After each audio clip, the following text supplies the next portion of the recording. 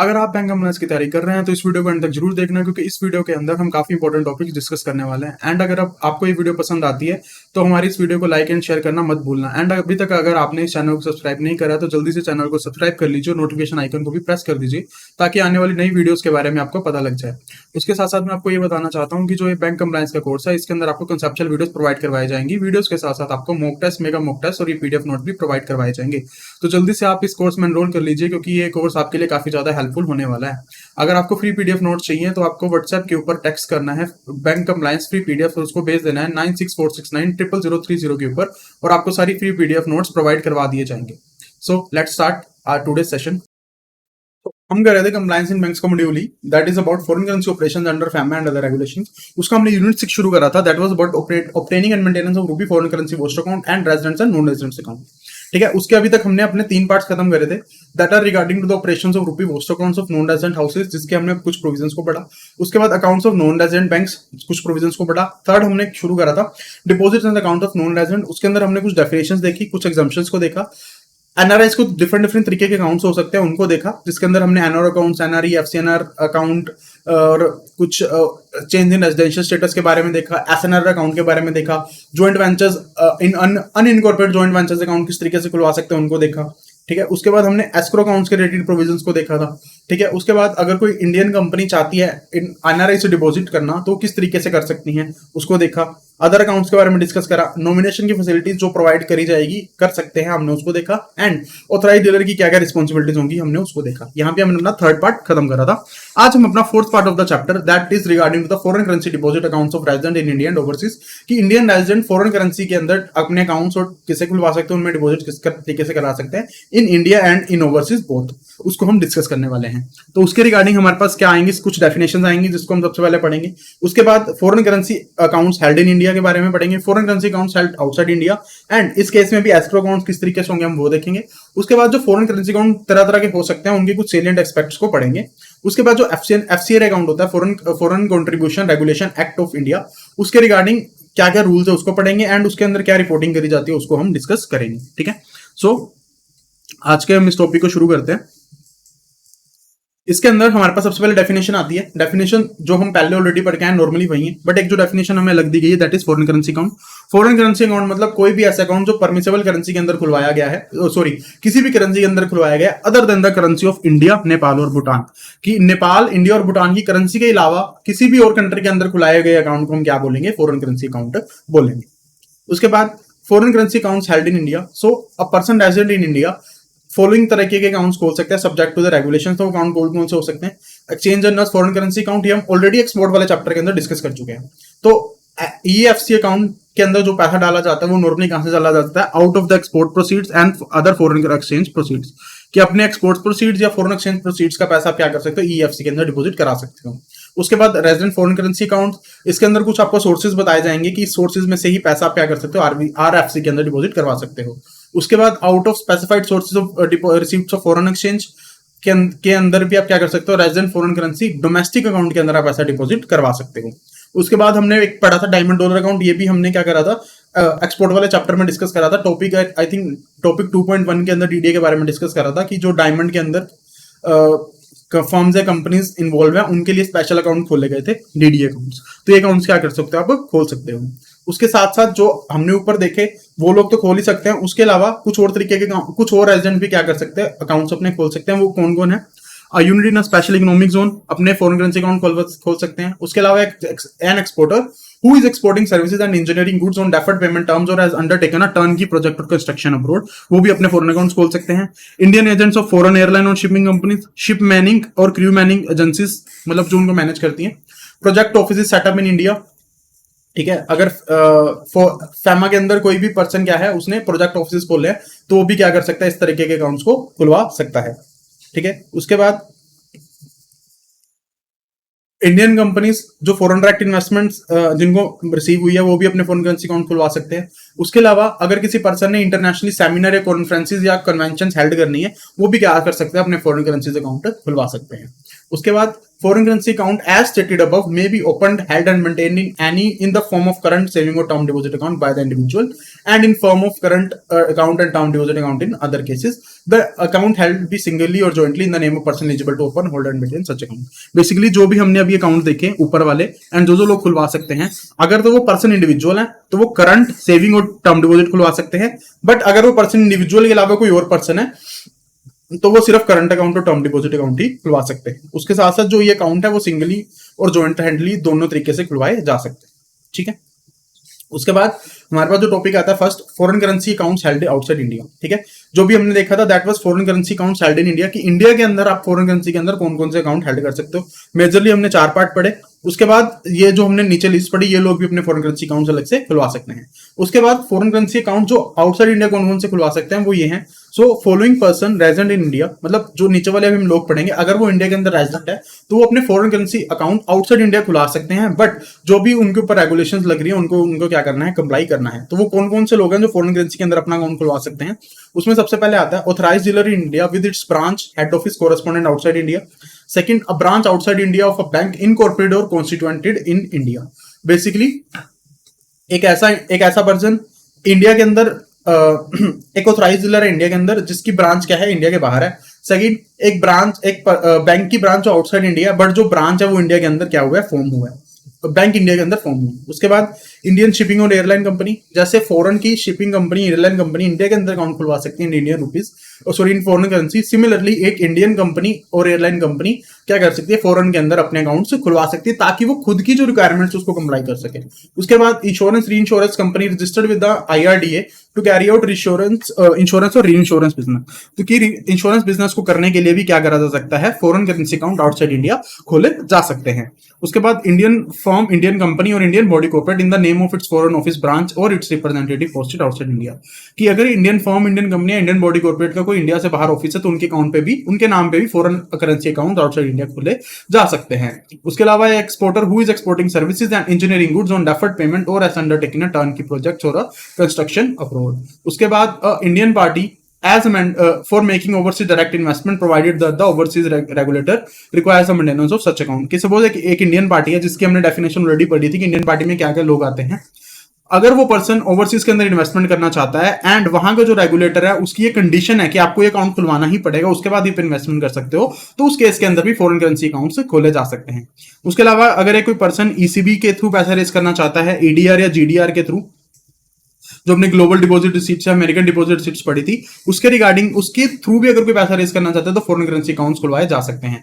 अगर कोई person LRS liberalised remittance scheme के अंदर रेमिटेंसेस करना चाहता है तो वो भी अपना फॉरेन करेंसी अकाउंट खुलवा सकता है। अगर कोई पर्सन एग्जीबिशन या ट्रेड फेयर के अंदर एक पार्ट लेना चाहता है, स्टडीज करना चाहता है अब्रॉड के अंदर या फॉरेन कंट्री के अंदर विजिट कर रहा है, ठीक है, तो वो भी क्या कर सकता है, फॉरेन करेंसी अकाउंट खुलवा सकता है। बट अगर पर्सन फॉरेन करेंसी के अंदर विजिट कर रहा है तो उसके ऊपर कंडीशन ये लगाई गई है कि जो भी पैसा उसके पास बचेगा उसको क्या करना पड़ेगा, इंडिया के अंदर वापस लेके आना पड़ेगा। उसके बाद a foreign citizen resident in India being an employ of the foreign company और Indian citizen being an employ of a foreign company और इधर in case on deputation to the office branch joint venture group company in India. Basically अगर कोई foreign citizen India के अंदर है, वो किसी फॉरेन कंपनी का एम्प्लॉय है बट इंडिया के अंदर वर्क कर रहा है, या कोई इंडियन सिटीजन है वो फॉरेन कंपनी का एम्प्लॉय है, इंडिया के अंदर वर्क कर रहा है, तो वो भी क्या कर सकता है, अपना फॉरेन करेंसी अकाउंट खुलवा सकता है। उसके अलावा foreign citizen resident in India employed with N Indian company, कि अगर ऊपर वाली जो कंडीशन थी वो क्या थी, foreign citizen employed under foreign company, Indian citizen employed under foreign company. ये कंडीशन क्या है, foreign citizen employed under an Indian company, वो भी क्या कर सकता है, अपना foreign currency account outside India खुलवा सकता है। उसके अलावा Indian startup having an overseas subsidiary में open an foreign currency account with a bank outside India for the purpose of crediting to the account of the foreign exchange earnings out of export sale made by the startup और its overseas subsidiary. The balances held in accounts to the extent they represent export from India shall be repatriated to be India within the period prescribed for realization of export in FEMA regulations।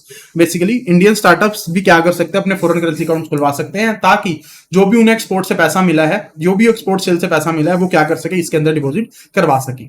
ठीक है, अब हमने ये कहा कि जो भी आपने इसके अंदर पैसा डाला वो आपने कहां से आपको मिला है, फ्रॉम थ्रू द एक्सपोर्ट। तो अगर आपको एक्सपोर्ट के थ्रू पैसा मिला है तो आपके ऊपर जो एक्सपोर्ट के रिगार्डिंग कंडीशन हमने देखी थी कि अगर आप एक्सपोर्ट कर रहे हो तो इतने सर्टेन पीरियड के अंदर आपको क्या करना पड़ेगा, सारा का सारा पैसा इंडिया के अंदर रिपार्टेट करवाना पड़ेगा। सेम कंडीशन इसके ऊपर भी आपके ऊपर क्या हो जाने वाली, अप्लाई हो जाने वाली। ठीक है, सो ये वाले बंदे क्या कर सकते हैं, फॉरेन करेंसी के अंदर आउटसाइड इंडिया भी अकाउंट मेंटेन कर सकते हैं। ठीक है, तो अभी तक हमने इस पार्ट के अंदर हमने एक तो फॉरेन करेंसी अकाउंट की डेफिनेशन बढ़ी, उसके बाद foreign currency accounts held in India कौन कौन से हो सकते हैं उनको देखा, कौन कौन से लोग और फॉरेन करेंसी अकाउंट्स खुलवा सकते हैं उसको देखा, उसके बाद कौन कौन से लोग जो इंडिया के रेजिडेंट्स होके भी इंडिया के बाहर फॉरेन करेंसी के अंदर अकाउंट खुलवा सकते हैं, हमने उसकी एक लिस्ट को डिस्कस करा है। उसके बाद हमारे पास कुछ आते हैं salient aspects of foreign currency accounts की, कुछ करेंसी अकाउंट्स को हम डिस्कस करेंगे एंड उनके क्या क्या फीचर्स हैं, हम उन चीज को डिस्कस करने वाले हैं। सबसे पहले हम जो आते हैं ईएफसी अकाउंट। ईएफसी जो अकाउंट था वो हमने एक्सपोर्ट ऑफ गुड्स वाले चैप्टर में काफी डिटेल में डिस्कस करा था। ठीक है, अगर आपको अभी भी उसके अंदर का डाउट है आप वो लेक्चर दोबारा देख सकते हो। ठीक है, तो आप उसके जो नोट्स हैं वो भी आपको export of goods and services unit के अंदर ही मिल जाएंगे। ये भी आई थिंक टॉपिक नंबर 2 के अंदर 2.2 के अंदर हमने इस चीज को कवर करा हुआ है। ठीक है, तो ये आप वहां से कवर कर सकते हैं। नेक्स्ट जो अकाउंट हमारे पास आता है that is resident foreign currency account, जिसको आरएफसी अकाउंट इन शॉर्ट के अंदर बोलने वाले हैं। इसके अंदर आप जो पैसा डाल सकते हो कुछ स्पेसिफाइड आपको पर्पस स्पेसिफाइड अमाउंट दी जाएंगी या स्पेसिफाइड सोर्सेज दिए जाएंगे, उसका पैसा आप अपने इस अकाउंट के अंदर ट्रांसफर कर सकते हैं। सो रेजिडेंट इंडिविजुअल्स क्या कर सकते हैं, आपने आरएफसी अकाउंट खुलवा सकते हैं with an authorised resident bank, ताकि जो भी उन्हें फॉरेन एक्सचेंज रिसीव्ड हुआ as a pension, as a superannuation benefit और कन्वर्जन ऑफ एसेट, वो क्या कर सके, इस अकाउंट के अंदर ट्रांसफर कर सके। उसके बाद balances in the NRE account and foreign currency account can be credited to the RFC account when residential status of the non resident changes to the when residential status of the non-resident Indian changes that of the resident। ठीक है, ये condition आप हम क्या कर सकते हो, पिछले वाले चैप्टर से लिंक कर सकते हो, पिछले वाले पार्ट से लिंक कर सकते हो। पिछले वाले पार्ट में हमने ये देखा था कि अगर किसी पर्सन का रेजिडेंशियल स्टेटस एनआरआई से रेजिडेंट में हो जाता है एंड उसके अकाउंट में, एनआरई अकाउंट में या एफसीएनआर बैंक अकाउंट के अंदर कोई पैसा पड़ा है, तो उसका पैसा क्या करा जा सकता है। उसको दो ऑप्शन हमने दी थी, या तो भाई अपने रेजिडेंट फॉरेन करेंसी के अंदर कन्वर्ट करा ले या रेजिडेंट अकाउंट के अंदर कन्वर्ट करा ले। तो इस सेकंड ऑप्शन की हम बात कर रहे हैं, जहां पे हम बोल रहे थे आप क्या कर सकते हो, अपने रेजिडेंट फॉरेन करेंसी अकाउंट के अंदर वो पैसा डिपॉजिट करवा सकते हो। ठीक है, नेक्स्ट हमारे पास आता है resident foreign currency domestic account, इसको हम शॉर्ट में आरएफसी अकाउंट बोलेंगे। To enable resident individuals to keep a bank account the foreign exchange they could retain from the specified sources maintained, they are allowed to open a resident foreign currency domestic account with authorized resident bank। Basically अगर किसी person के पास foreign currency है, वो चाहता है कि उस चीज को रिटेन करके रखे, तो वो आरएफसी डोमेस्टिक अकाउंट खुलवा सकते हैं। ठीक है, उसके बाद जो भी इस अकाउंट के अंदर आपने पैसा डाला है एक कैलेंडर मंथ के अंदर, वो क्या कर दिया जाएगा, कैलेंडर मंथ खत्म होने के लास्ट डे से पहले पहले सारा का सारा पैसा रुपीस के अंदर कन्वर्ट कर दिया जाएगा after utilisation for the approved purposes और फॉर्मेट कमिटमेंट्स, कि आपने इसके अगेंस्ट जो भी कमिटमेंट दी थी या जो भी रेमिटेंसेस होनी थी, जब वो कंप्लीट हो जाएंगी तो इस अकाउंट का जितना भी पैसा बचेगा सारे के सारे पैसे को इंडियन रुपीस के अंदर कन्वर्ट कर दिया जाएगा। ठीक है, उसके बाद जो ये बैलेंसेस थे उसको, अगर आपका जो स्टेटस रेजिडेंशियल से नॉन रेजिडेंशियल हो जाता है तो इसके अंदर का जो पैसा है आप अपने एनआरई या एफसीएनआर अकाउंट के अंदर भी ट्रांसफर करा सकते हो।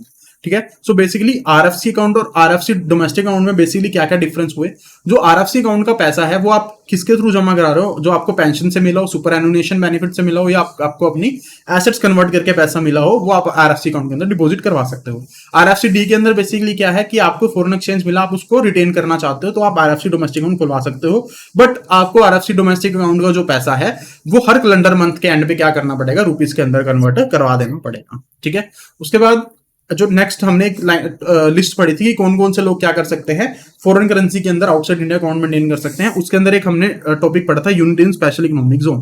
तो इनके रिगार्डिंग जो भी प्रोविजंस है वो भी हम export of goods and services chapter के अंदर डिस्कस कर चुके हैं। स्पेशल इकोनॉमिक जोन वाले यूनिट्स के रिलेटेड काफी सारी प्रोविजंस थी कि वो अगर किस तरीके से एक्सपोर्ट कर रहे हैं, लाइक वो किसी और एसईजेड को ट्रांसफर कर रहे हो, आउटसाइड इंडिया ट्रांसफर कर रहे हो, डोमेस्टिक टैरिफ एरिया के अंदर एक्सपोर्ट कर रहे हो, वो सारी चीजें हमने ऑलरेडी डिस्कस करी हुई है in the unit export of goods and services, तो आप वो वहां से जाके कवर अप कर सकते हैं। नेक्स्ट हमारे पास आता है ship Manning crew Manning agencies in India. ठीक है, तो जो भी शिप मैनिंग और crew Manning agencies in India होंगी वो non interest bearing foreign currency accounts India के अंदर खोल सकते हैं और उन्हें मेंटेन कर सकते हैं, ताकि वो ordinary course of its business के अंदर क्या कर सके, ट्रांजेक्शंस को परफॉर्म कर सके। ठीक है, इस अकाउंट्स के अंदर क्रेडिट्स किस किस तरीके के अलाउड होंगे। ठीक है, only by of inward remittances through normal banking channels from the overseas principal and toward various expenses in connection with the management of the ships crew in the ordinary course of business. Basically ये पैसा इसके अंदर डाला कैसे जाएगा, जो आप basically आप एजेंसी हो तो आपका एक प्रिंसिपल भी होगा, तो जो भी आपका प्रिंसिपल नॉर्मल बिजनेस चैनल्स के थ्रू, नॉर्मल बैंकिंग चैनल्स के थ्रू इनवर्ट रेमिटेंसेस करेगा, उस अकाउंट का पैसा इसके अंदर क्रेडिट करा जा सकता है। एंड इसके थ्रू इस अकाउंट में अगर पैसा आ गया, उसको आप ऑर्डिनरी कोर्स ऑफ बिजनेस में क्या करोगे, कुछ एक्सपेंसेस करोगे, तो वो एक्सपेंसेस भी आप क्या कर सकते हो, इस अकाउंट में से डेबिट करवा सकते हो। उसके अलावा इन अकाउंट के अगेंस्ट आपको किसी भी तरीके की नॉन क्रेडिट फैसिलिटी, चाहे वो फंड बेस्ड हो चाहे वो नॉन फंड बेस्ड हो, वो आपको प्रोवाइड नहीं करी जाएगी। उसके बाद बैंक्स को ये इंश्योर कराना है कि जो भी रिजर्व रिक्वायरमेंट्स आपको प्रेस्क्राइब करी गई हैं with regard to such accounts, वो आपको क्या करनी है, कंप्लाई करनी है। उसके अलावा इन अकाउंट्स के अगेंस्ट ईएफ फैसिलिटीज आपको प्रोवाइड नहीं करी जाएगी। ठीक है, EFC exchange general foreign currency account की फैसिलिटीज आपको प्रोवाइड नहीं करी जाएंगी। उसके बाद the account will be maintained only during the validity period of the agreement, कि आपने बेसिकली एक एग्रीमेंट करा होगा एजेंसी ने, तो जब तक आपका एग्रीमेंट चलेगा तब तक आपका अकाउंट चलेगा। जब आपका एग्रीमेंट खत्म, आपका अकाउंट क्या कर दिया जाएगा, बंद कर दिया जाएगा। ठीक है, नेक्स्ट हमारे पास टॉपिक आता है दैट इज प्रोजेक्ट ऑफिसेस। ठीक है, प्रोजेक्ट ऑफिसेस में क्या है कि प्रोजेक्ट ऑफिसेस सबसे पहले होते क्या हैं, तो सपोज कोई दो बंदों के बीच में डील हुई, उसने कोई प्रोजेक्ट इनिशिएट करवाना था, तो प्रोजेक्ट को बेसिकली मेंटेन करने के लिए या उसकी वर्किंग को इंश्योर कराने के लिए क्या करते हैं लोग, इंडिया के अंदर प्रोजेक्ट ऑफिसेस खुलवा देते हैं। फॉर एग्जांपल एक फॉरेन की एक एंटिटी है, उसने इंडिया के अंदर एक प्रोजेक्ट, सपोज एक ब्रिज डेवलप करवाना है, ठीक है, तो उसने क्या करा, एक प्रोजेक्ट इनिशिएट करवा दिया, बट उसकी वर्किंग इंश्योर है, वो प्रॉपर तरीके से वर्क करे, उन्होंने क्या करा, अपने एक प्रोजेक्ट ऑफिस खोल दिया इंडिया के अंदर। ठीक है, तो वो प्रोजेक्ट ऑफिस क्या कर सकते हैं, फॉरेन करेंसी अकाउंट्स इंडिया के अंदर मेंटेन कर सकते हैं। उसके रिगार्डिंग क्या कंडीशंस है हम उसको देखते हैं। तो सबसे पहले जो ऑथराइज्ड डीलर बैंक है वो foreign currency account for the project office खोल सकते हैं, बट वो क्या होंगे, नॉन इंटरेस्ट बेरिंग होंगे। उन अकाउंट्स के ऊपर जितना भी पैसा होगा किसी भी तरीके का आपको इंटरेस्ट प्रोवाइड नहीं करा जाएगा। ठीक है, उसके बाद जो भी प्रोजेक्ट ऑफिसेस इंडिया के अंदर इंडिया के अंदर एस्टेब्लिश हुए हैं विद द जनरल और special provision of the reserve bank, उनको क्या करना पड़ेगा, जो भी प्रोजेक्ट सैंक्शनिंग अथॉरिटी है उनसे क्या करनी पड़ेगी, रिक्विजिट अप्रूवल लेनी पड़ेगी। फॉर एग्जांपल जैसे कि हम एग्जांपल लेते हैं, अभी हमने ब्रिज वाला एग्जांपल लिया, ब्रिज, सो बेसिकली जो भी ब्रिज उसने बनाना है, प्रोजेक्ट इनिशिएट कराना है, तो जो भी अथॉरिटी ब्रिज बनाने का अप्रूवल देती है, तो उस फॉरेन एजेंसी को क्या करना पड़ेगा, जो भी प्रोजेक्ट ऑफिस खोल रही है, उस आरबीआई के अप्रूवल के साथ साथ उनको उस अथॉरिटी से भी क्या लेनी पड़ेगी, अप्रूवल लेनी पड़ेगी। उसके बाद the contract under which the project has been sanctioned specifically provides for the payment in foreign currency. So basically इसके अंदर क्या है कि जो आपने प्रोजेक्ट इनिशिएट कराया, उसकी टर्म्स एंड कंडीशन में स्पेसिफिकली मेंशन होना चाहिए कि जो पेमेंट करी जाएगी वो फॉरेन करेंसी के अंदर करी जाएगी। रीजन बीइंग, अगर ये आपको नहीं कहा गया कि जो पेमेंट फॉरेन करेंसी के अंदर करनी है, तो आप फॉरेन करेंसी अकाउंट खुलवा ही क्यों रहे हो। तो अगर आपको प्रोजेक्ट फॉरेन करेंसी के अंदर पेमेंट कहने के लिए कह रहा है, तो ही आपको क्या करा जाएगा, ये अकाउंट खोला जाएगा। ठीक है, उसके बाद हर प्रोजेक्ट के लिए ओनली वन फॉरेन करेंसी ही परमिट करी जाएगी, only one foreign currency account ही आप खुलवा सकते हो। ठीक है, इसके अंदर से पैसा डेबिट किस किस तरीके से कराया जा सकता है, जो भी आपने प्रोजेक्ट करा है उसके रिलेटिंग अगर आपने कोई एक्सपेंडिचर करना है, तो एक्सपेंडिचर की पेमेंट के लिए आप क्या कर सकते हो, इस अकाउंट में से पेमेंट्स डेबिट करवा सकते हो। नेक्स्ट हमारे पास आता है क्रेडिट्स की, इस अकाउंट के अंदर पैसा किस तरीके से आएगा। सबसे पहले तो foreign currency receipts from the foreign sanctioning authority, project sanctioning authority, जो भी प्रोजेक्ट सैंक्शनिंग अथॉरिटी अगर वो आपको फॉरेन करेंसी के अंदर पैसा दे रही है, वो आप इस अकाउंट के अंदर ट्रांसफर करवा सकते हो। उसके अलावा जो भी आपकी फॉरेन पेरेंट है, फॉरेन ग्रुप कंपनी है, या कोई भी बायलैटरल मल्टीलैटरल फाइनेंसिंग एजेंसी है, अगर वो आपको रेमिटेंस करवा रही है ताकि आप प्रोजेक्ट इनिशिएट करा सको, प्रोजेक्ट एग्जीक्यूट करवा सको, वो भी पैसा आप क्या कर सकते हो, इसके अंदर क्रेडिट करवा सकते हो। बेसिकली अगर इसको आप डिटेल में समझना चाहे, सॉरी शॉर्ट में समझना है, तो क्या हुआ, मैं कंपनी हूं, ठीक है, मैंने एक प्रोजेक्ट लिया हुआ है, मैं चाहता हूं कि मैं प्रोजेक्ट इनिशिएट करवाऊंगा, तो जब मैं प्रोजेक्ट बनाऊंगा तब मुझे उसके पैसे मिलेंगे। बट अगर मुझे पहले प्रोजेक्ट बनाना, तो मुझे पैसा तो चाहिए, तो मैं पैसा किससे लूंगा, अपनी पेरेंट कंपनी से। तो स्टार्टिंग पे प्रोजेक्ट बनाना था, मैंने अपनी पेरेंट से पैसा लिया, एंड जो रिलेटेड एक्सपेंडिचर थे उसके लिए मैंने डेबिट्स कर दिए, एंड फिर जब मैंने प्रोजेक्ट बना के, प्रोजेक्ट जिस सैंक्शनिंग अथॉरिटी ने मुझे प्रोजेक्ट दिया था, मैंने उसको जब प्रोजेक्ट फॉरवर्ड कर दिया, उसने अगेंस्ट मुझे जितने पैसे देने थे फॉरेन करेंसी के अंदर पैसे दे दिए, तो वो भी पैसे मैं क्या कर सकता हूँ, इसके अंदर क्रेडिट करवा सकता हूँ। ठीक है, उसके बाद जब आपका ये प्रोजेक्ट कंप्लीट हो जाएगा, तो अपने फॉरेन करेंसी अकाउंट को क्या करवा सकते हो, बंद करवा सकते हो। ठीक है, उसके बाद अगर एक सपोज एक कंपनी है, ठीक है, उसके दो प्रोजेक्ट ऑफिस चल रहे हैं, सपोज दो प्रोजेक्ट चल रहे थे, तो उसने दो अकाउंट्स खुलवाए होंगे, क्योंकि हमने कहा था हर प्रोजेक्ट ऑफिस का, हर प्रोजेक्ट का एक अलग अकाउंट होगा। तो आपस में वो क्या कर सकते हैं, इंटर प्रोजेक्ट ट्रांसफर कर सकते हैं, बट उसके लिए क्या लेनी पड़ेगी, आपको अप्रूवल लेनी पड़ेगी, आपको प्रायर परमिशन लेनी पड़ेगी from the regional office of the RBI, जिसकी जुरिडिक्शन के अंदर जो प्रोजेक्ट ऑफिस है वो सिचुएटेड है। ठीक है, अगर आपको परमिशन मिल जाती है तो आप इंटर प्रोजेक्ट ट्रांसफर भी कर सकते हो। ठीक है, इन केस आपके प्रोजेक्ट ऑफिस में या सैंक्शनिंग अथॉरिटी या किसी के अंदर भी कोई भी डिस्प्यूट आ जाता है, तो जो भी आपके फॉरेन करेंसी के अंदर पैसा पड़ा होगा, फॉरेन करेंसी अकाउंट के अंदर पैसा पड़ा होगा, उसको क्या कर दिया जाएगा, आईएनआर के अंदर कन्वर्ट कर दिया जाएगा एंड उसको एक स्पेशल अकाउंट के अंदर स्पेशल अकाउंट के अंदर क्रेडिट कर दिया जाएगा। जब आपका डिस्प्यूट डील हो जाएगा, जब आपका डिस्प्यूट सेटल हो जाएगा, तो उस स्पेशल अकाउंट में से क्या करी जाएगी, सेटलमेंट करी जाएगी। ठीक है, नेक्स्ट हमारे पास आते हैं फॉर अकाउंट्स, जो ऐसे बंदे खोल रहे हैं जिन्होंने क्या करना है, international seminars, international conferences, international convention etcetera को क्या करना है, ऑर्गेनाइज करना है। तो ऐसे ऑर्गेनाइजर्स क्या कर सकते हैं, foreign currency accounts with authorised dealer and India temporary basis के ऊपर हेल्ड कर सकते हैं। ठीक है, उसके लिए इस अकाउंट के अंदर क्रेडिट्स क्या क्या अलाउड करे जाएंगे, all inward remittances in foreign currency toward registration fees by the overseas delegates, grants, sponsorship, etc. received from abroad in connection with the conference convention. Basically short में कन्वेंशन और conference जो भी आप organise कर रहे हो उसके रिलेटेड कोई भी तरीके की आपको इनवर्ड रेमिटेंसेस मिलती है, चाहे वो रजिस्ट्रेशन फीस हो, चाहे ग्रांट हो, कोई स्पॉन्सरशिप और एक्सेट्रा कुछ भी हो, वो आप क्या कर सकते हो, इस अकाउंट के अंदर क्रेडिट करवा सकते हो।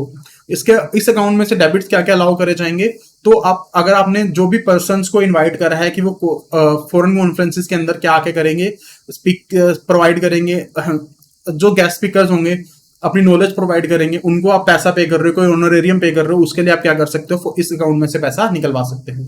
उसके अलावा जो भी आप उन लोगों को आपने जहां रुकवाया, उनके ट्रैवल के लिए, उनके कोई होटल चार्जेस है, उसके लिए भी आप पैसा प्रोवाइड करवा सकते हो। उसके बाद अगर आज जो भी आपने फॉरेन डेलीगेट्स थे, ठीक है, उनको कोई रिफंड करना है, जैसे किसी बंदे ने बेसिकली क्या करा, रजिस्ट्रेशन फीस दी, आपने पैसा क्रेडिट कर दिया, बट अब वो कह रहा है कि मैं नहीं आ रहा, मुझे रजिस्ट्रेशन मेरी कैंसिल कर दो, मुझे मेरे पैसे वापस कर दो, तो उसके अंदर अगर उसको रिफंड कर रहे हो तो वो पैसा भी क्या करा जा सकता है, इसके अंदर से डेबिट करवाया जा सकता है। उसके अलावा सपोज आपको कोई ग्रांट मिली थी, कोई स्पॉन्सरशिप मिली थी, वो पैसा अनयूटिलाइज रह गया, तो वो भी पैसा आप क्या कर सकते हो, इस अकाउंट में से डेबिट करवा सकते हो। उसके अलावा बैंक चार्जेस के लिए पैसे डेबिट करवाया जा सकता है। उसके बाद इस अकाउंट के अंदर जितना पैसा पड़ा है आप उसको क्या कर सकते हो, रुपीज के अंदर कन्वर्ट भी करवा सकते हो और अकाउंट में से डेबिट करवा सकते हो। उसके अलावा इस अकाउंट के अंदर जो भी क्रेडिट और डेबिट्स होंगे उसके लिए आपको क्या लेनी पड़ेगी, आरबीआई से प्रायर अप्रूवल लेनी पड़ेगी। जैसे ही कॉन्फ्रेंस या इवेंट जो भी आपने ऑर्गेनाइज कराया है वो जब खत्म हो जाएगा, इस अकाउंट को क्या कर दिया जाएगा, इमीडिएटली क्लोज कर दिया जाएगा। ठीक है, सो ये कुछ प्रोविजंस थी with regarding to the organisers of the international seminars, conferences and conventions कि अगर वो फॉरेन करेंसी अकाउंट खुलवाना चाहते हैं। उसके बाद an Indian cooperate raising ECB. ठीक है, तो अगर किसी पर्सन ने कोई एक्सटर्नल कमर्शियल बोरिंग्स रेज करी हैं एंड वो जो उसने रेज करी हैं वो फॉरेन करेंसी एक्सपेंडिचर के लिए ही यूटिलाइज होनी है, तो उनको क्या करा जा सकता है, यूटिलाइजेशन से पहले फॉरेन के अंदर ही डिटेन करके रखा जा सकता है। ठीक है, जब तक आप उसको यूटिलाइज नहीं कर रहे, आप उनको फॉलोइंग लिस्ट के अंदर क्या कर सकते हो, डिपॉजिट करवा के रख सकते हो। ये लिस्ट ऑलरेडी डिस्कस हमने पहले भी करी थी ईसीबी वाले चैप्टर में, चैप्टर नंबर 3 में। एक बार हम इसको दोबारा देख लेते हैं। तो जब तक आप पैसे यूटिलाइज नहीं कर रहे, आप उसको कहां कहां डिपॉजिट करवा सकते हो, डिपॉजिट्स और सर्टिफिकेट्स ऑफ डिपॉजिट्स और other products offer by bank rated not less than AA negative by standard and poor, Fitch, IBC और AA3 बाय मूडीज। ठीक है, basically standard and poor and Fitch IBC जो rating provide करते हैं, अगर किसी product की रेटिंग AA- एंड अगर मूडी की रेटिंग है तो AA3, वहां तक है तो आप क्या कर सकते हो, उसके अंदर डिपॉजिट करवा सकते हो। उसके अलावा अब treasury bills and other monetary requirements of 1 year maturity having minimum rating as indicated above and deposit with overseas branches subsidiary of Indian banks abroad. इसके अंदर आप क्या कर सकते हो, जब तक आप पैसे यूटिलाइज नहीं कर रहे, अपने पैसे को डिपॉजिट करवा के रख सकते हो। ठीक है, उसके बाद हमारे पास आता है rules framed under the FCRA act and reporting by bank. FCRA act क्या है, foreign currency foreign contribution regulation act. उसके रिगार्डिंग कुछ रूल्स बनाए गए हैं एंड उसके अंदर क्या करनी होती है, आपको कुछ रिपोर्टिंग करनी होती है। उसके हम कुछ प्रोविजंस को डिस्कस करने वाले हैं। तो सबसे पहले जो भी आपकी फॉरेन करेंसी कंट्रीब्यूशन अनयूटिलाइज रह जाती है, ठीक है, in the exclusive foreign contribution bank account of a person who certificate of registration has been cancelled shall vest with the banking authority. Basically जो भी पर्सन था जिसको सर्टिफिकेशन ऑफ रजिस्ट्रेशन दिया गया था, उसकी सपोज रजिस्ट्रेशन कैंसिल होगी and उसके फॉरेन कंट्रीब्यूशन बैंक अकाउंट के अंदर क्या पड़ा था, कुछ पैसा पड़ा था, तो वो पैसा तब तक बैंकिंग अथॉरिटी के पास ही पड़ा रहेगा जब तक गवर्नमेंट उस केस के अंदर कोई फर्दर इंस्ट्रक्शंस इशू नहीं करती है। वो पैसा बैंकिंग अथॉरिटी अपने पास वेस्ट करके ही रखेगी। ठीक है, उसके बाद ऐसा पर्सन जिसकी सर्टिफिकेट ऑफ रजिस्ट्रेशन या तो कैंसिल हो गया ठीक है। In a case of person whose certificate of registration has been cancelled, has transferred the foreign contribution to any other person, the above condition would apply to the same person to whom the fund has been transferred. ये condition basically क्या है? वो हम क्या कह रहे हैं कि जब आपका सपोज आपकी सर्टिफिकेट ऑफ रजिस्ट्रेशन है वो कैंसिल हो गया, तो आपके अकाउंट में जितना पैसा पड़ा है वो बैंकिंग अथॉरिटी के पास वेस्ट हो जाएगा, एंड जब तक उसके ऊपर कोई इंस्ट्रक्शंस नहीं आएंगे आप उसका कुछ नहीं करोगे। बट वो पर्सन थोड़ा सपोज चालाक निकला, वो क्या कहता है कि यार मेरा रजिस्ट्रेशन नंबर कैंसिल होने वाला है, मैं क्या करता हूँ, मैं पैसा ही निकाल के किसी और को ट्रांसफर कर देता हूँ। अगर मेरे अकाउंट में पैसा ही नहीं ट्रांसफर हुआ, बैंकिंग अथॉरिटी उसको जब्त कैसे करेगी, उसको वेस्ट कैसे करेगी। बट हम ये प्रोविजन ले आए, गवर्नमेंट ये प्रोविजन ले आई कि अगर तुमने भाई चालाक बनने के लिए पैसा किसी और के अकाउंट में भी ट्रांसफर कर दिया ना, तो जिसके अकाउंट में ट्रांसफर करा है सारी की सारी प्रोविजन सेम उसके ऊपर एप्लीकेबल हो जाएंगी। ठीक है। उसके बाद रूल 16 जो हमने रूल्स पढ़े, उसका एक रूल 16 है, वो क्या कहता है, आपने सेंट्रल गवर्नमेंट को विद इन 30 डेज रिपोर्ट देनी है in respect of any transaction in respect of receipt of foreign currency contribution by any person who is required to obtain certificate of registration और permission under the act, but who was not granted certification or prior permission as on the date of the receipt of such remittance. Basically FCRA account क्या कहता है कि अगर आपको किसी foreign agency से कोई भी किसी तरह की कंट्रीब्यूशन लेनी है तो आप मेरे पास आओ, मेरे को अप्लाई करो, मेरे से परमिशन मांगो, मैं सारी चीजें देख को आपको परमिशन दूंगा, आपको सर्टिफिकेट इशू करूंगा। बट इन केस ना मैंने आपको परमिशन दिया, ना मैंने आपको सर्टिफिकेशन दिया, बट उसके बावजूद आपने फॉरेन कंट्रीब्यूशन किसी से रिसीव करी है, तो ये बैंक्स की जिम्मेवारी है कि with in 30 days of such transaction वो क्या करे, सेंट्रल गवर्नमेंट को इस चीज की रिपोर्टिंग दे। उस रिपोर्ट के अंदर आपको क्या क्या चीजें देनी है, जो भी डोनर है उसका नेम एंड एड्रेस क्या है, जो भी रेसिपिएंट है उसका नेम एंड एड्रेस क्या है, किस अकाउंट नंबर के अंदर पैसा आया है, किस बैंक के अंदर और ब्रांच का नाम क्या था जिसके अंदर पैसा रिसीव हुआ है, उसके बाद फॉरेन कंट्रीब्यूशन का कितना पैसा रिसीव हुआ in foreign currency as well as in Indian rupees, उसके बाद किस दिन पैसा आया था, डेट ऑफ रिसिप्ट क्या थी, एंड मैनर ऑफ रिसीट क्या था, मतलब किस तरीके से पैसा डिपॉजिट करवाया गया, कैश था, चेक था, इलेक्ट्रॉनिक ट्रांसफर था, एक्सेट्रा, किसके थ्रू वो कंट्रीब्यूशन को रिसीव किया गया है। ठीक है। उसके बाद it has been made the duty of the bank concern to send a report to the central bank within 30 days from the date of such transaction in respect of receipt of any foreign contribution in excess of 1 crore rupees or equivalent thereto single transaction or in transaction within a duration of 30 days by any person whether registration or not under the act, and such report has to include the aforesaid details. Basically banks की क्या duty है, उनको central governments को within 30 days आपको क्या करनी है, report देनी है। इसके अंदर आपको एक तो रिपोर्ट उसकी देनी है जिसके पास सर्टिफिकेशन रजिस्ट्रेशन नहीं थी, उसने पैसा रिसीव करा, या ऐसा पर्सन जिसको फॉरेन कंट्रीब्यूशन रिसीव हुई है in excess of 1 crore rupees, चाहे उसके पास रजिस्ट्रेशन थी भी, चाहे ना सिंगल रजिस्ट्रेशन हो, चाहे विद इन 30 डेज के पीरियड के अंदर उसको रिसीव हो, तो उसको क्या करनी है, आपको उसकी अलग से रिपोर्टिंग करनी है। तो आपको दो तरह की रिपोर्टिंग भेजनी है। एक ऐसा बंदा जिसने 1 करोड़ से ज्यादा की फॉरेन करेंसी ली है, चाहे इन अ मंथ, चाहे इन अ सिंगल ट्रांजेक्शन और in a multiple transaction in a month, या उस पर्सन ने क्या करा है, उसके पास ना रजिस्ट्रेशन थी ना परमिशन थी, फिर भी उसने क्या करी, फॉरेन रेमिटेंसेस को एक्सेप्ट कर लिया। ठीक है। यहाँ पे हमारा ये पार्ट खत्म होता है और यहाँ पे हमारा यूनिट भी ये खत्म होता है। एक बार हम पूरे यूनिट को एक बार क्विकली रिवाइज कर लेते हैं कि हमने पूरे यूनिट के अंदर क्या क्या देखा है। ठीक है, ताकि इजिली उसको सम अप कर ले हम। सबसे पहले हमने अपना इंट्रोडक्शन में वोस्टो अकाउंट्स के बारे में देखा, नोस्टो एंड वोस्टो अकाउंट की डेफिनेशन देखी। Nostro account our money on deposit at your bank, vostro account your money on deposit at our bank. उसके बाद हमने rupee vostro accounts of non resident exchange holders की कुछ किस तरीके से ऑपरेशंस करे जाएंगे उसको समझा। उसके अंदर हमने बेसिकली आरडीएस को डिस्कस करा था। ठीक है, आरडीएस में था बेसिकली किस किस के साथ आरडीए करा जा सकता है एंड अप्रूवल लेनी पड़ेगी नहीं लेनी पड़ेगी एक्सेट्रा, उस चीजों को हमने देखा। उसके बाद जब आपके आरडीएस 20 बढ़ जाएंगे तो आपने क्या 20 तक हो जाएंगे, आपने इंटरनल सिस्टम की क्या करानी है, ऑडिट कराना है, एंड अगर वो आपको ऑडिट सही तरीके से वर्क कर रहा है तो ज्यादा उससे आरडीए भी आप कर सकते हैं। ठीक है। उसके बाद हमने रुपी वोस्टो अकाउंट्स के अंदर किस तरीके से ऑपरेशंस करे जाएंगे हमने वो देखा, किस किस चीज के लिए ऑपरेशंस करे जा सकते हैं, उसके ऊपर लिमिट क्या है हमने वो देखा। ठीक है। उसके बाद हमने कुछ चीजें और रेगुलेशन इसके अंदर डिस्कस करी। उसके बाद हमने परमिटेड ट्रांजेक्शंस के अंदर देखा कि कौन कौन से जो ट्रांजेक्शंस है वो परमिट करी गई हैं, उसकी पूरी लिस्ट थी जो हमने डिस्कस करी। ठीक है। उसके बाद हमने एक ये चीज इंपॉर्टेंट डिस्कस करी थी कि फॉरेन करेंसी ड्रॉइंग एग्रीमेंट्स या रुपी ड्रॉइंग एग्रीमेंट्स होंगे, उसमें किसी भी तरीके का कैश अरेंजमेंट आपको कैश डिसबर्समेंट नहीं दी जाएगी, कैश डिसबर्समेंट अलाउड नहीं करी जाएगी। ठीक है। उसके बाद पार्टनर्स बैंक कौन थे, रिसीविंग बैंक कौन था, इशूइंग बैंक कौन था, हमने वो देखा। उसके रिगार्डिंग क्या क्या गाइडलाइंस थी हमने उन चीजों को डिस्कस करा। ठीक है। उसके बाद हमने ड्राइंग अरेंजमेंट्स पढ़े, उसके अंदर हमने डीडीए प्रोसीजर पढ़ा, जिसके अंदर क्या करा जाता था, आपको एक डिपॉजिटरी अथॉरिटी डेजिग्नेट कर दी जाती थी, आपको जो डिपॉजिट कराना है उसी के अंदर डिपॉजिट कराना है। जब आप उस अकाउंट के अंदर डिपॉजिट करवा दोगे तो वो पैसा आपके नॉर्मल अकाउंट के अंदर भी दिखने लग जाएगा। उसके रिगार्डिंग जो काफी सारी गाइडलाइंस थी उसको काफी डिटेल के अंदर डिस्कस करा। इसके अंदर हमने जो एक पार्ट इंपोर्टेंट डिस्कस करा था that was collateral cover for DDA. उसके अंदर क्या आता है कि अगर तो आप एक ऐसे पर्सन हो जिन्होंने 3 साल के ऑपरेशन कवर नहीं करे हैं तो आपको कैश या इक्विवेलेंट, ये कैश या गारंटी लेनी है तो the equivalent of 7 days projected drawings. But अगर आपने 3 साल से ज्यादा पूरे कर लिए हैं तो उसके अंदर आप कोलेटरल वही प्रेस्क्राइब नहीं करा है, बट आप अपने खुद को सिक्योर करने के लिए कोलेटरल ले सकते हो। ठीक है, इन केस आप ऑडिट नहीं करवा सकते, ठीक है, इसके अंदर हमने ये भी कंडीशन बढ़ी थी कि आपको ऑडिट करवाना होता है। अगर आप ऑडिट नहीं करवा सकते तो जो आपको कैश डिपॉजिट और गारंटी लेनी है वो लेनी है equivalent to the 15 days estimated drawings. ठीक है, नेक्स्ट हमने एग्रीमेंट देखा था that was non DDA procedure, जिसके अंदर आपको कोई डिपॉजिटरी अथॉरिटी डेजिग्नेट नहीं करी जाएगी, ना आपको ऑडिट करवाने की जरूरत है।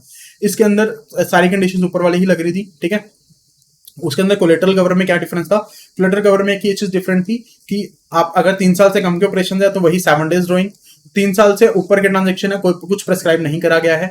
ठीक है, बट आप क्या कर सकते हो, खुद को सिक्योर करने के लिए 10 days प्रोजेक्टेड ड्राइंग्स तक की गारंटी या कैश ले सकते हो। एंड इन केस जैसे हमने डीडीए में कहा था कि आपको नॉन डीडीए में आपको ऑडिट नहीं करवाना होता, बट आपको क्या करना होता है, इंस्पेक्शन करानी होती है बाय योर ओन स्टाफ। अगर आप वो इंस्पेक्शन नहीं करा रहे हो तो जो आपको कैश या गारंटी लेनी है वो इक्विवेलेंट टू द 15 days लेनी है, 15 days ड्राइंग्स लेनी है। उसके बाद हमने स्पीड रेमिटेंस प्रोसीजर को देखा। ठीक है, स्पीड रेमिटेंस प्रोसीजर में जो कोलेटरल कवर था वो बैंक अब खुद के बेसिस के ऊपर डिसाइड कर सकते हैं। उसके बाद रुपी जो ऊपर वाले एग्रीमेंट्स है वो रुपी ड्राइंग एग्रीमेंट्स थे। उसके बाद हमने फॉरेन ड्राइंग एग्रीमेंट्स को डिस्कस करा। फॉरेन करेंसी एग्रीमेंट्स के अंदर हमने काफी चीजों को डिस्कस करा। ओके, इसके अंदर जो कोलेटरल कवर हमने देखा, कोलेटरल कवर वो कितना था, वो था USD 15,000 विद द ड्रॉ। आपको क्या करना है, डिपॉजिट मेंटेन करके रखना है। ये मिनिमम डिपॉजिट था, मैक्सिमम आप अपने बेसिस पे ले सकते हो, बट आपको मिनिमम 50,000 जो है अपने पास एज अ डिपॉजिट रखना ही पड़ेगा। ठीक है, उसके बाद हमने कुछ मिसलेनियस प्रोविजंस देखी। मिसलेनियस प्रोविजंस में हमने केवाईसी की गाइडलाइंस देखी, ड्यू डिलिजेंस के बारे में देखा। उसके बाद अनयूजुअल फीचर्स अगर कोई होता है तो उसकी रिपोर्टिंग करनी है। लाइसेंस अगर लेने हैं वो आपको लाइसेंस अपने पास लेके रखने हैं। बैक ऑफिस के लिए अगर आपने कोई एजेंसी ली है तो उसके बेसिस पे कौन कौन सी ट्रांजेक्शन होंगी नहीं होंगी वो उसको देखा। ठीक है, उसके बाद इन केस कुछ चेंजेस आते हैं तो क्या अकाउंट को रेगुलर रखने के लिए हमने आरबीआई से क्या अप्रूवल लेनी पड़ेगी, हमने उस चीज को डील करा। उसके बाद हमने 5 स्टेटमेंट्स को डिस्कस करा था, जिसमें 4 स्टेटमेंट थी जो सिर्फ आपने अपनी मैनेजमेंट को देनी होती है। जो 5th स्टेटमेंट थी वो क्या करनी है, आपने आरबीआई को रिपोर्ट करनी है। जो पहली 4 स्टेटमेंट थी जो सिर्फ मैनेजमेंट के पास जाएंगी, उसके अंदर 3 स्टेटमेंट्स तो थी वो आपकी मंथली स्टेटमेंट थी, एक स्टेटमेंट आपकी हाफ ईयरली स्टेटमेंट थी जिसके अंदर आप ये बता रहे थे कि कितने रुपी या फॉरेन करेंसी गोस्ट अकाउंट है जो क्लोज हुए हैं। जो स्टेटमेंट आपने आरबीआई को सबमिट करानी है वो आपने मंथली बेसिस पे देनी है, सॉरी क्वार्टरली बेसिस पे देनी है। इसके अंदर आपको रेमिटेंसेस के रिगार्डिंग जो भी स्टैटिस्टिकल इन्फॉर्मेशन है with relates to their growth and जो भी रेमिटेंसेस हुई है वो आपको सबमिट करानी है ऑन द क्वार्टरली बेसिस। कब तक करवानी है, before the 15th of the 16th of the succeeding month to which the quarter relates, कि जब आपका क्वार्टर जो भी आपका क्वार्टर है, ठीक है, क्वार्टर खत्म होने के 15 दिन के अंदर, जब आपका क्वार्टर खत्म हो जाएगा उसके अगले महीने के 15 दिन के अंदर अंदर आपको क्या करनी है, जो ये रिपोर्ट है आपको सबमिट करवा देनी है। नेक्स्ट हमने देखा था एनुअल रिव्यू। एनुअल रिव्यू में बेसिकली आपको जनवरी 1 से दिसंबर 31 तक एनुअल रिव्यू करवाना है। उसके अंदर एक रिव्यू के अंदर क्या क्या चीजें हमने देखनी है उस चीज को डिस्कस करा था। ठीक है, उसके साथ साथ जब आप अपना रिव्यू नोट सबमिट करा रहे हो उसके अंदर आपको और चीजें भी डिपॉजिट करवानी है, like complete particulars of drawing arrangements, date of termination of drawing arrangements या ड्रॉइंग ब्रांचेस कितनी है, उनके नंबर्स वगैरह एटसेट्रा। यहाँ पे हमने अपना फर्स्ट पार्ट खत्म करा। सेकंड पार्ट में हमने देखा accounts of non resident banks. इसके अंदर हमने देखा कि नॉन रेजिडेंट बैंक्स के किस तरीके से क्रेडिट फैसिलिटीज दी जा सकती हैं, डेबिट किस तरीके से कराया जा सकता है, कुछ हमने जनरल प्रोविजंस को डिस्कस करा। उसके बाद हमने रुपी अकाउंट्स ऑफ नॉन रेजिडेंट्स देखे। ठीक है, कि नॉन रेजिडेंट बैंक्स अपने पास क्या कर सकते हैं, हमारे इंडियन के पास रुपी अकाउंट मेंटेन कर सकते हैं, उसके रिगार्डिंग कुछ प्रोविजंस को हमने देखा। उसके बाद रिस्पॉन्सिबिलिटीज क्या होंगी पेइंग एंड रिसीविंग बैंक्स के, हमने वो देखा। पेइंग बैंकर की बेसिकली रिस्पॉन्सिबिलिटी क्या थी कि रेगुलेटरी रिक्वायरमेंट्स पूरी हो एंड जो भी डिटेल्स हमने A1 A2 फॉर्म के अंदर देनी है उनको क्या कर दिया जाए, करेक्टली फर्निश कर दिया जाए। उसके बाद जो रुपी रेमिटेंसेस है उसका इनकेस रिफंड हमने देना है तो रिफंड किस तरीके से दिया जाएगा, हमने उस चीज को देखा। ठीक है, उसके बाद जो भी कोरेस्पोंडेंट बैंक है जो जिन्होंने अकाउंट मेंटेन कर रखा है उसके अगेंस्ट अगर ओवरड्राफ्ट करना है, लोन प्रोवाइड करना है तो उसके ऊपर हमने एक 500 लाख यानी कि 5 करोड़ की लिमिट को डिस्कस करा था। उसके बाद अगर आप अब लिमिट से ज्यादा का लोन देना चाहते हो तो उसके लिए आपको प्रायर अप्रूवल लेनी पड़ेगी।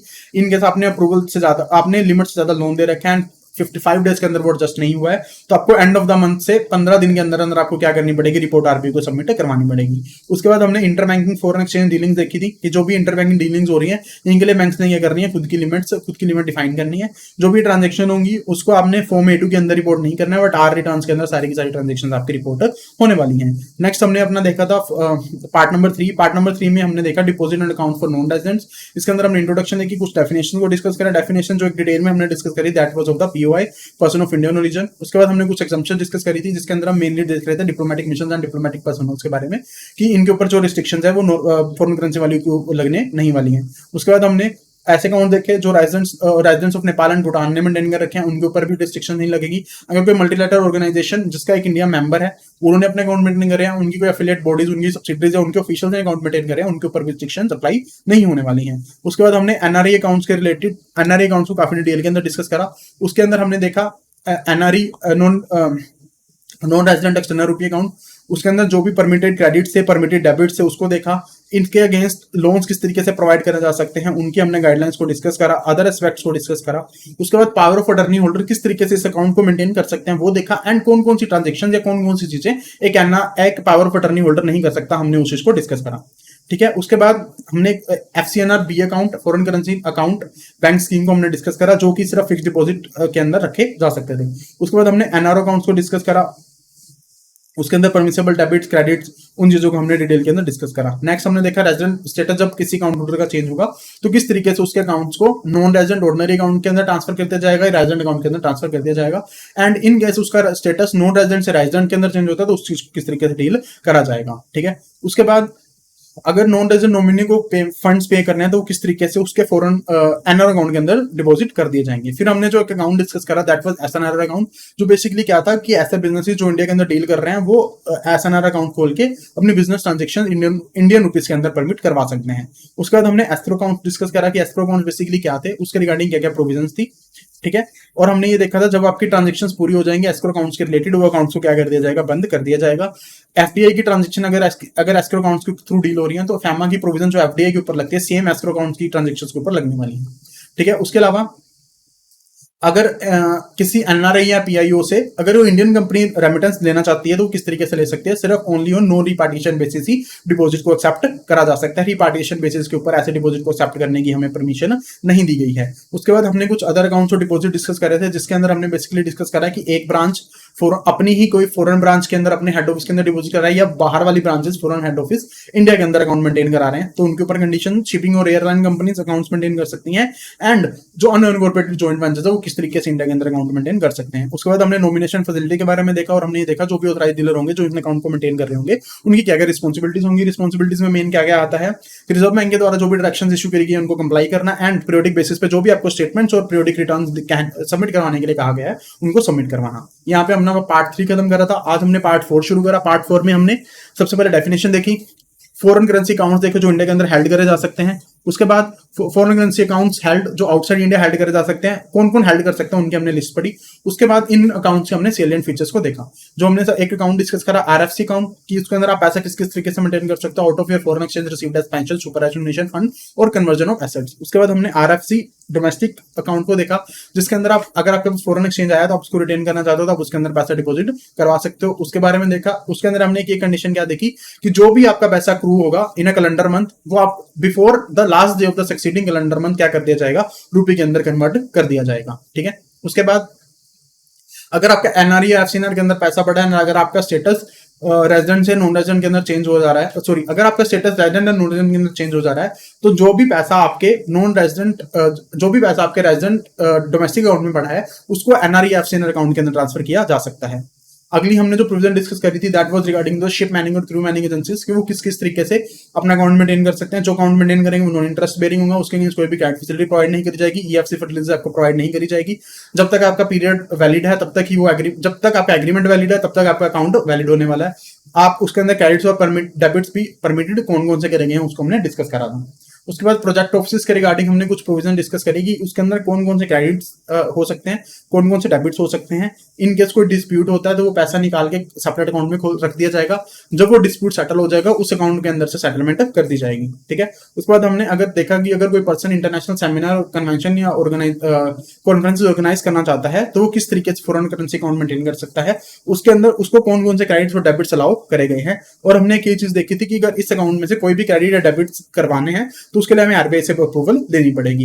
एंड जब आपकी कन्वेंशन या कॉन्फ्रेंस ओवर हो जाएगी, इस अकाउंट को इमीडिएटली क्या कर दिया जाएगा, क्लोज कर दिया जाएगा। उसके बाद इंडियन कंपनी रेजिंग ईसीबी, अगर कोई कंपनी ईसीबी रेज कर रही है जिसका उसने फॉरेन करेंसी के अंदर ही एक्सपेंडिचर करना है, तो यूटिलाइजेशन से पहले एक लिस्ट हमें दी गई कि वो 3 तरह की सिक्योरिटीज के अंदर अपना पैसा डिपॉजिट करवा सकती है।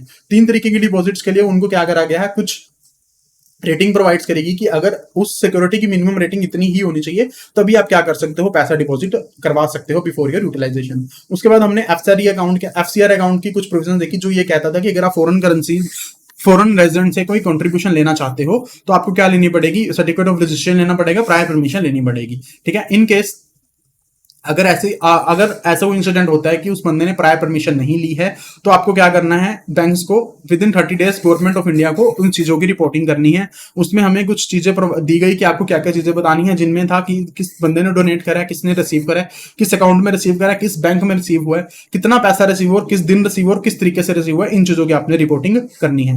उसके साथ साथ अगर कोई ऐसा पर्सन जिसको फॉरेन करेंसी के अंदर कॉन्ट्रीब्यूशन रिसीव हुई है जिसकी अमाउंट 1 करोड़ से ज्यादा है, चाहे वो बंदा रजिस्टर्ड हो, नॉन रजिस्टर्ड हो, परमिशन हो, नॉन परमिशन मैटर नहीं करता, अगर उसकी जो कंट्रीब्यूशन है वो 1 करोड़ से ज्यादा की हो जाती है तो उसकी भी रिपोर्टिंग आपने with in 30 days from such transaction आपको उसकी रिपोर्टिंग कर देनी है। ठीक है, तो यहां पे ये हमारा यूनिट खत्म होता है। आई होप आपको ये वीडियो पसंद आई होगी। अगर आपको वीडियो पसंद आई तो जल्दी से इस वीडियो को रेट कर दीजिए आउट ऑफ 10। उसके साथ साथ आप जल्दी से हमारे क्लासेस के अंदर एनरोल कर लीजिए, क्योंकि इस कोर्स के अंदर आपको इसी अमेजिंग क्वालिटी के साथ वीडियोस मिलने वाली है, ताकि आप अपनी प्रिपरेशन बहुत अच्छे से करके पहली बार में ही अपने एग्जाम को क्लियर कर सकें। उसके साथ साथ हमारी कुछ मोबाइल एप्लीकेशन जो कि एंड्रॉइड यूजर्स के लिए आईबीएफ लर्निंग सेंटर के नाम से अवेलेबल है, एंड आप उनको डाउनलोड कर सकते हैं। एंड फॉर iOS यूजर आप माई इंस्टीट्यूट ऐप डाउनलोड करके वहां ऑर्गेनाइजेशनल कोड GEGKT यूज करके हमारे इन क्लासेस के अंदर एनरोल कर सकते हैं। इसके साथ साथ आप हमारे चैनल को भी ज्वाइन कर लीजिए। चैनल को ज्वाइन करने के लिए आपको व्हाट्सएप टेक्स्ट भेजना है ऑन द नंबर 9646900030 एंड आपके साथ सारे लिंक्स एंड PDF शेयर कर दिए जाएंगे। So thank you so much, मिलते हैं अगले सेशन में, बाय बाय।